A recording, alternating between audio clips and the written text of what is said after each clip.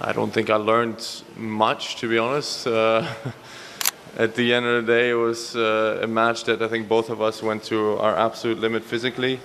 I had the chance to win the match at 5-4 in the fifth set, but to be honest, I was dead. I had nothing left in me. I played the right way. I played tennis the way I should play tennis, and I'm hoping to continue that. Imagine being 5 hours and 27 minutes into the most physically brutal match of your life.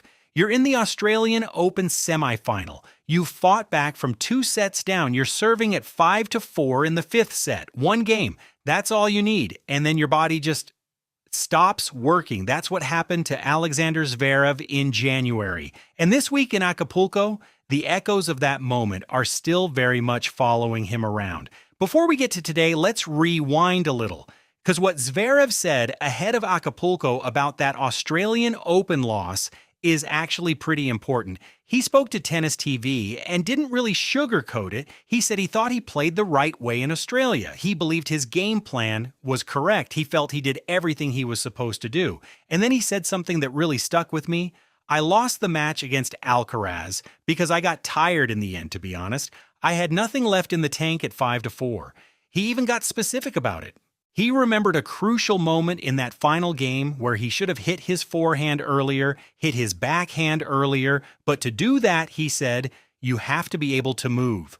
And he just couldn't get there anymore. Now, he also pointed out that Alcaraz had effectively been dealing with cramping for 2 whole sets, barely moving, which gave Zverev a kind of physical buffer in the middle of the match while he had to keep grinding.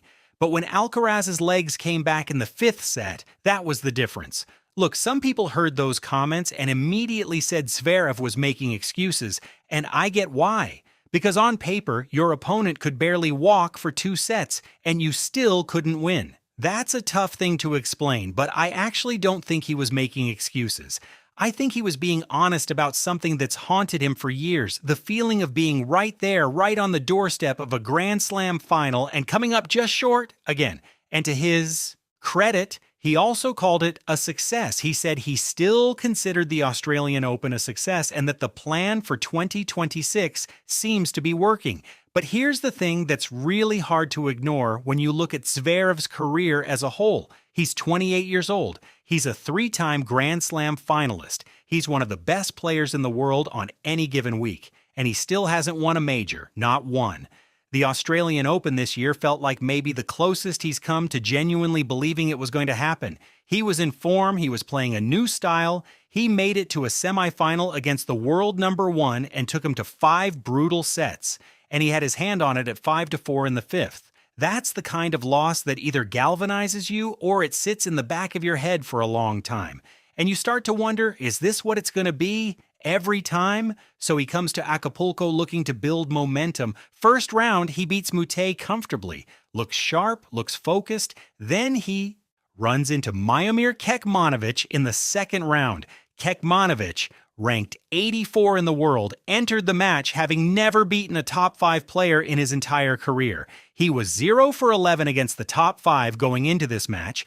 0 for 11, Zverev was the heavy favorite. This should have been straightforward, but Kekmanovic found some of his best tennis and took it 6-3, 6-7, 7-6 in 2 hours and 35 minutes.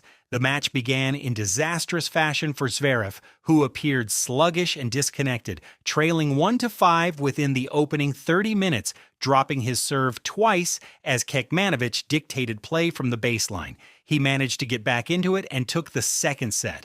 But in the 3rd set tiebreak, when it mattered most, he ran out of answers again. Here's where I think the real conversation lives. Zverev is in an interesting and slightly uncomfortable spot right now. On one hand, his 2026 has genuinely been good, but on the other hand, and this is the part that's harder to ignore, the pattern keeps repeating. He gets close. He talks about what went wrong. He resets. He's 28.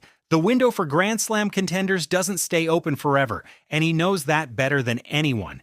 Indian Wells is coming up, then clay season, then another shot at Roland Garros, where he's come closest of all. The Australian Open showed he can compete with Alcaraz and Sinner at the highest level. That part is real, but competing with them and actually beating them when the whole match is on the line, Those are two very different things. And until that changes, the question is going to keep following him around. What do you think Zverev needs to win a Grand Slam? I read you in the comments. If you like the video, subscribe for more.